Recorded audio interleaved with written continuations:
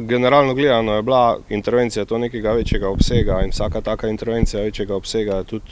bolj oziroma terja neke večje priprave, večja sredstva, večje število ljudi, večje število ponesrečencev in že iz tega razloga pač mogoče malo bolj obremenjujoča.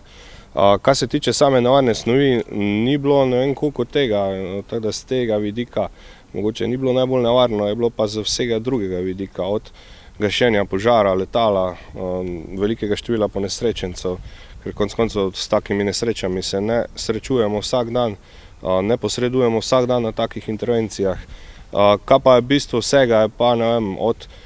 da pač testiramo pripravljenost od gasilskih enot in pa, če lahko iz mojega vidika povem, tudi in pa sodelovanje z ostalimi službami, kot je NMP, policija, civilna zaščita, bolnica v tem primeru, in to so vsi tisti plusi, ko pač pri taki vaji tudi sodelujejo oziroma na podlagi tega tudi izboljšujemo, napredujemo in se razvijamo.